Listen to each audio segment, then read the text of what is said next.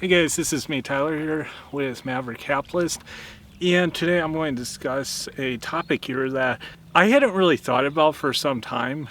That's my thoughts on the dating scene over in Chile, and some interesting insight that my brother has told me about, because, see, my brother's been living in Argentina now for 3 to 4 months.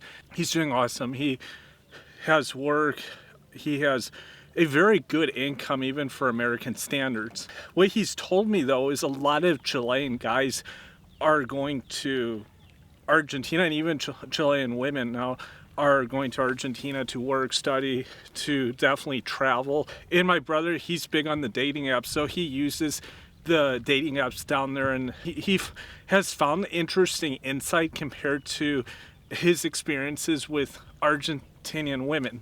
If anyone here doesn't know, Argentina and Chile, they share a border in South America well over 1,000 miles. You could go from northern Argentina all the way to like Patagonia, and that's like all the Andes mountain range. But what my brother's found is that a lot of the Chileans are very narcissistic, and they're just not good options. What you're seeing also is likely due to the economics right now in Argentina. Argentina obviously is going through some really tough economic times right now, and the people are really struggling on an average level. You see this everywhere. People tend to migrate where they can live a more comfortable standard of living for a lower price. You see this absolutely everywhere in the world. But what my brother's found is that he uses mostly Bumble and Tinder.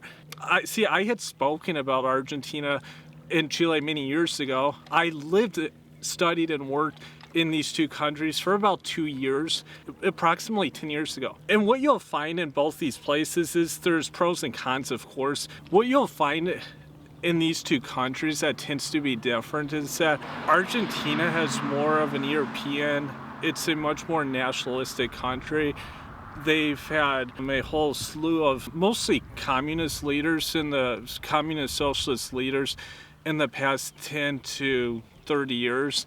Argentina was actually one of the wealthiest countries in the world if you go back to the 1950s.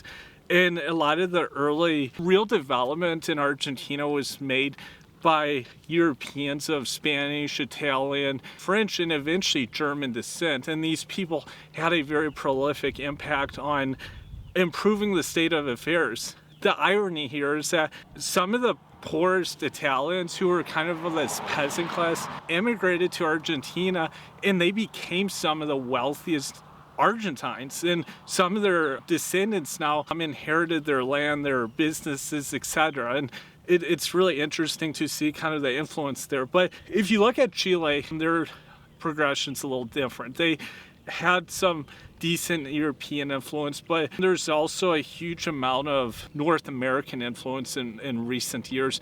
And they also, I think, retain their indigenous culture more than what you saw in Argentina. Going back to the dating scene down there, it's interesting because Argentina can be absolutely magnificent for a guy, whereas Chile, even if you're doing pretty well, is often kind of subpar.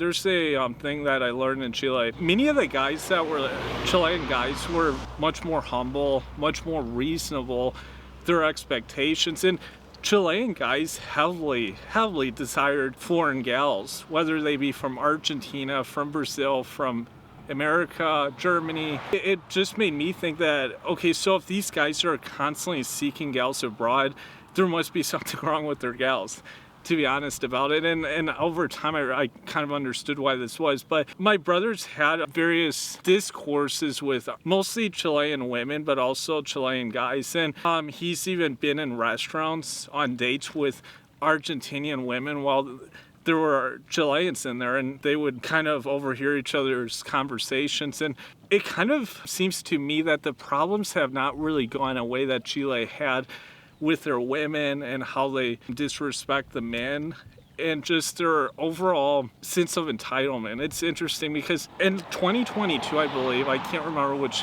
survey this was, but the average income for women was around 670 USD if you do the conversion from pesos. For men, it was almost $1,000 per month, which isn't terribly high. When we look at a lot of the European countries, even the more poor ones.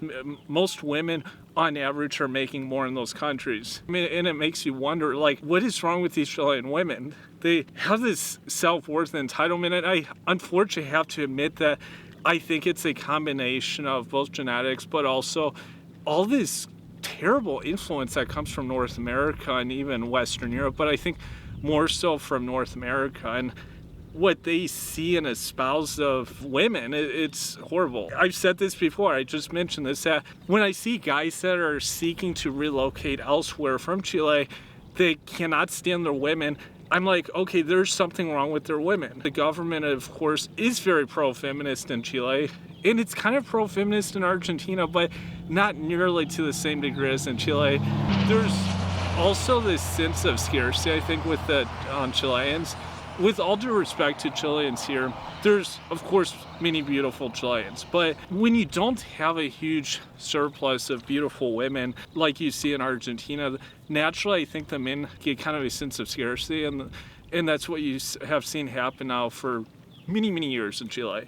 And I think this effect actually just gets worse. A lot of the physically better looking Chileans are either not having kids, they have very few kids, compared to the more poor Chileans, which tend to be not as attractive. They tend to have much more of the kids, and I think this effect has really put them in an overdrive in recent years.